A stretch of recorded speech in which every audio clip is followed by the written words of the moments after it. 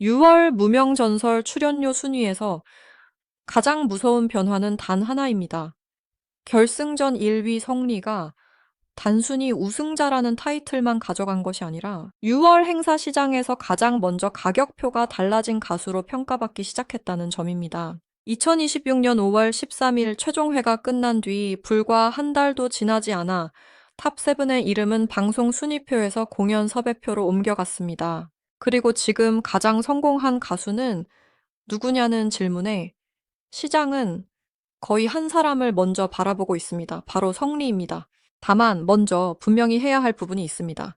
무명전설 탑7의 개인 행사 출연료는 소속사와 행사 주최 측이 계약으로 정하는 비공개 금액입니다. 그래서 오늘 말하는 6월 출연료 순위표는 공식 계약서를 공개하는 것이 아닙니다. 최종 순위 방송 점수, 전국 투어 합류 여부, 콘서트 티켓 가격, 화제성 팬덤 반응, 행사 섭외 가능성을 종합한 시장 추정 순위입니다. 이 기준으로 보면 6월 탑7의 체감 출연료 순위는 성리 하루, 장한별, 황윤성, 정연호, 이창민, 이룬의 순서로 정리됩니다. 1위는 성리입니다.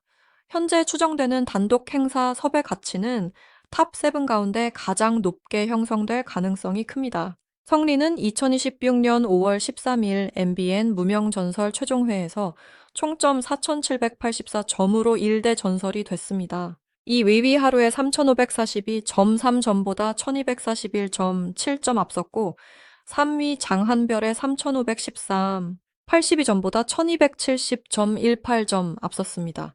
오디션 프로그램에서 100점 차이도 큰데 결승 최종 합산에서 1,000점 이상 차이를 만든 것은 우승자의 브랜드 가치를 완전히 다르게 만듭니다. 성리의 강점은 점수 하나로 끝나지 않습니다. 그는 결승 1차전 히트곡 미션에서도 이미 859점을 기록하며 1위에 올랐습니다.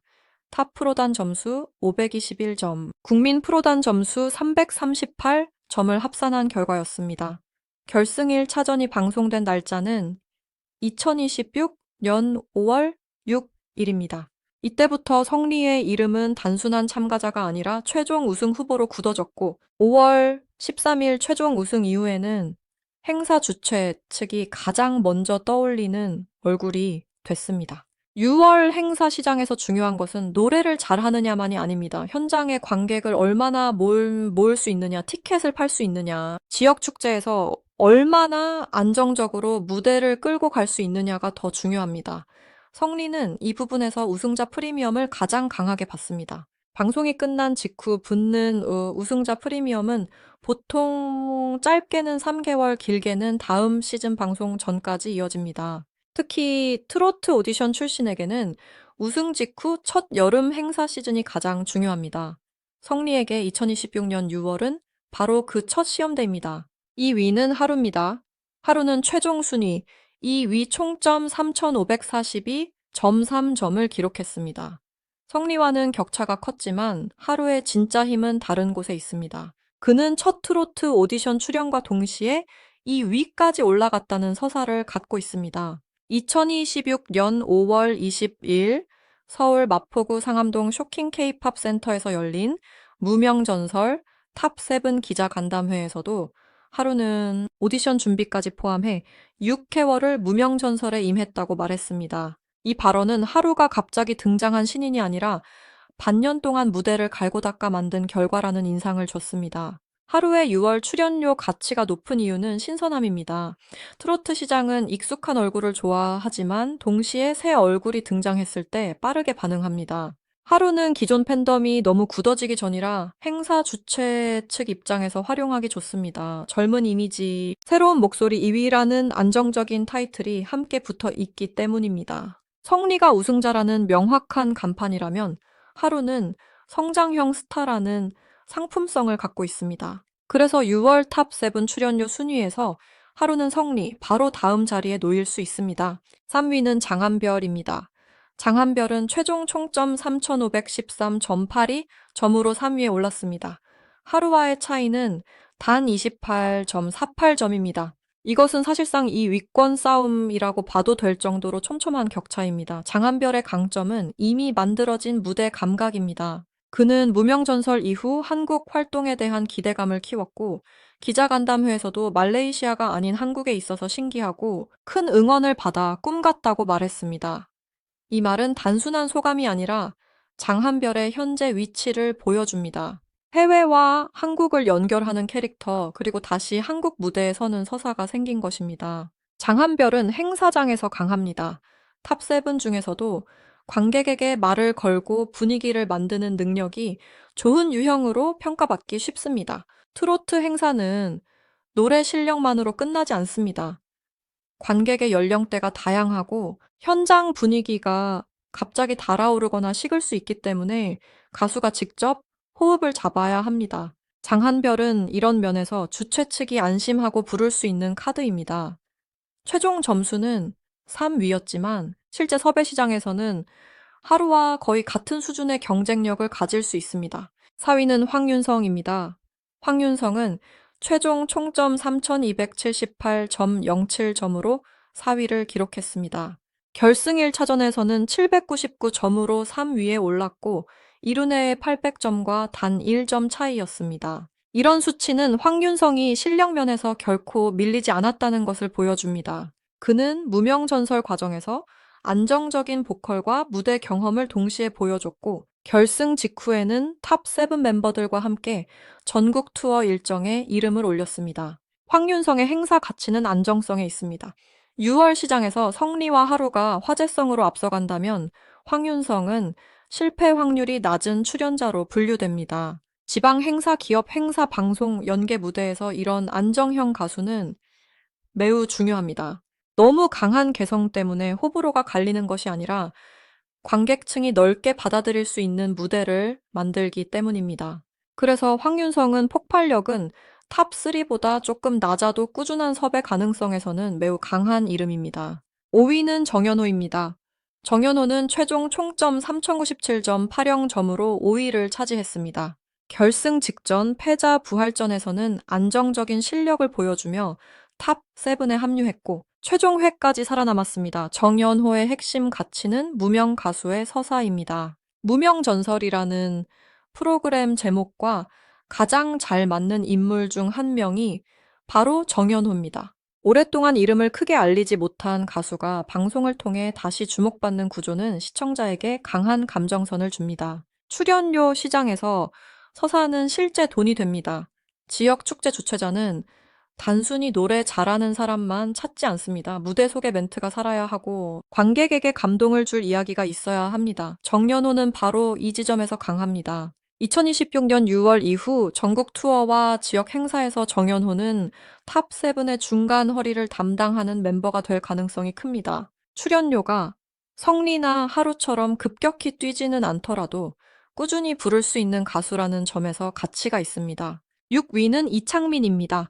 이창민은 최종 총점 2963점, 56점으로 6위에 올랐습니다. 하지만 숫자만 보고 낮게 평가하면 안 됩니다. 이창민은 패자부활전을 통해 결승행 막차에 올라탄 인물입니다. 2026년 4월 29일 방송 이후 패자부활전 최종 결과에서 성리, 이창민, 정연호가 각각 1위, 2위, 3위로 결승에 합류했습니다. 이 과정 자체가 이창민에게는 중요한 스토리가 됐습니다. 탈락 위기에서 살아난 사람은 팬들에게 더 강하게 기억됩니다. 이창민의 장점은 친근함과 회복력입니다. 출연료 시장에서 이런 이미지는 지역 행사와 잘 맞습니다. 무대 위에서 완벽한 스타만 필요한 것이 아닙니다. 관객은 때로 자신과 비슷한 고생을 지나온 사람, 다시 일어선 사람에게 더 크게 박수를 보냅니다. 이창민은 그 흐름을 타고 있습니다. 6월 기준으로 최상위 단가를 받는 구조는 아니더라도 방송 이후 이름값이 분명히 올라간 가수로 볼 수 있습니다. 특히 탑7이라는 단어가 붙는 순간 과거와는 다른 섭외 단가가 형성될 수밖에 없습니다. 7위는 이룬해입니다. 이룬해는 최종 총점 2908.57점으로 7위에 자리했습니다. 최종 순위만 보면 마지막이지만 결승 1차전 히트곡 미션에서는 800점으로 2위에 올랐습니다. 이것이 이룬해를 단순한 7위로만 볼 수 없게 만드는 결정적 수치입니다. 결승 1차전 당시 황윤성이 799점, 장한별이 778점, 하루가 777점이었기 때문에 이룬해는 한때 우승권 흐름 바로 아래까지 치고 올라갔습니다. 이룬의 문제는 실력이 아니라 지속 화제성입니다. 한 번의 무대에서 강한 점수를 받을 수 있다는 것은 증명됐지만 6월 행사 시장에서는 이름이 얼마나 빨리 떠오르느냐가 중요합니다. 최종 순위 7위는 광고 문구나 섭외 홍보에서 앞순위 멤버보다 조금 불리하게 작용할 수 있습니다. 그러나 반대로 말하면은 이룬에는 가장 저평가된 카드일 수도 있습니다. 출연료가 상대적으로 합리적이면서 결승 1차전, 이 위의 실력을 갖춘 가수라면 주최 측 입장에서는 비용 대비 효과가 좋은 선택이 될 수 있습니다. 이제 전체 시장을 보겠습니다. 무명전설은 단순한 방송으로 끝나지 않았습니다. 2026년 6월 13일 안양 정관장 아레나에서 전국 투어가 시작됐고 같은 날 오후 1시와 오후 6시 두 차례 공연이 열렸습니다. 이어 6월 20일 창원 컨벤션 센터, 6월 27일과 28일 서울 올림픽공원 올림픽홀 공연으로 이어졌습니다. 이 일정은 탑7에게 매우 중요합니다. 방송 직후 한 달 안에 전국 투어가 열렸다는 것은 팬덤 열기가 식기 전에 바로 돈이 움직였다는 뜻입니다. 티켓 가격도 무시할 수 없습니다. 서울 공연 기준 R석은 15만 4천 원, S석은 14만 3천 원으로 공개됐습니다. 일부 지역 공연에서는 R석 15만 4천 원, S석 14만 3천 원, A석 12만 1천 원 수준의 가격이 제시됐습니다. 이 숫자는 탑7의 시장 가치를 설명하는 가장 직접적인 단서입니다.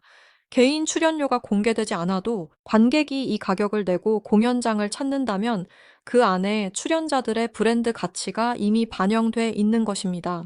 특히 6월 출연료 순위는 결승 순위와 거의 맞물리지만 완전히 같지는 않습니다. 성리는 우승자 프리미엄 때문에 1위입니다. 하루는 성장형 스타 이미지 때문에 2위입니다. 장한별은 해외와 한국 무대를 연결하는 서사와 현장 진행 능력 때문에 3위입니다. 황윤성은 안정적인 무대력 때문에 4위입니다. 정연호는 무명 가수의 감동 서사 때문에 5위입니다. 이창민은 패자 부활의 드라마 때문에 6위입니다. 이룬에는 결승 1차전이 위라는 실력 지표에도 불구하고 최종 순위와 화제성에서 밀려 7위로 보는 것이 합리적입니다. 숫자로 보면은 왜 이런 변화가 생겼는지 더 선명해집니다.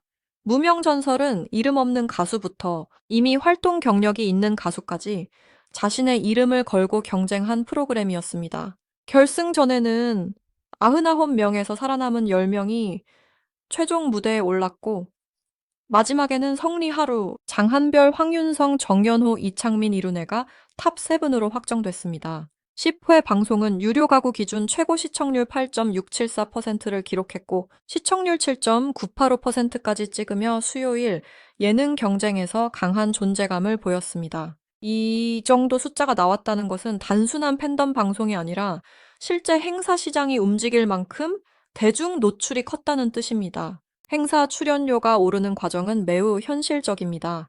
첫째, 방송 노출로 이름을 알립니다. 둘째, 결승 점수와 순위가 명함이 됩니다. 셋째, 전국 투어 티켓 판매가 실제 구매력을 증명합니다. 넷째, 지역 축제와 기업 행사 담당자가 안전한 섭외처로 보기 시작합니다. 이 네 단계가 동시에 맞물리면 가수의 몸값은 짧은 시간 안에 달라집니다. 무명전설 탑7은 바로 이 흐름을 2026년 5월과 6월 사이에 경험했습니다. 6월 순위에서 성리가 앞서는 이유도 여기에 있습니다. 성리는 최종 우승자라서 소개 문구가 가장 간단합니다. 무명전설 1대 전설 성리. 이 한 문장만으로도 홍보가 됩니다. 하루는 무명전설 준우승자 하루라는 문구가 강하고 장한별은 글로벌 감각과 한국 활동 제도전이라는 설명이 붙습니다. 황윤성은 안정된 보컬과 탄탄한 팬 반응, 정연호는 무명 서사, 이창민은 극적인 생존 이룬에는 결승 1차전 강자라는 각자의 판매 포인트가 있습니다. 결국 출연료는 노랫값이 아니라 이름값, 이야기값, 현장값이 합쳐진 결과입니다. 또 하나 놓치면 안 되는 지점은 전국 투어가 개인 출연료의 기준선 역할을 한다는 점입니다. 탑7이 한 무대에 서는 공연에서 관객이 12만 원대에서 15만 원대 티켓을 구매한다면 이후 개별 행사 섭외에서도 이전보다 높은 단가를 요구할 근거가 생깁니다. 물론 개인마다 소속사 조건, 이동 거리, 행사 성격, 공연 시간, 단독 무대인지 합동 무대인지에 따라 금액은 달라집니다. 그러나 방송 전과 방송 후의 가격표가 같을 수는 없습니다. 특히 우승자 성리와 상위권 하루, 장한별은 6월 이후 섭외 협상에서 가장 먼저 프리미엄을 받을 가능성이 큽니다. 여기서 중요한 질문이 나옵니다. 현재 가장 성공한 가수는 누구인가? 답은 성리입니다. 이유는 단순합니다. 성리는 결승 최종 1위, 총점 4,784 점, 결승 1, 차전 1위, 859점, 우승자 타이틀, 전국 투어 톱7 중심 멤버라는 4가지 조건을 동시에 갖고 있습니다. 행사 시장에서 이 4가지가 동시에 붙은 사람은 가격 협상에서 가장 유리합니다. 주최 측은 현수막에 가장 크게 쓸 이름을 원하고 관객은 가장 기억하기 쉬운 우승자를 찾습니다. 성리는 지금 그 자리에 있습니다. 하지만 장기적으로는 아직 끝난 승부가 아닙니다.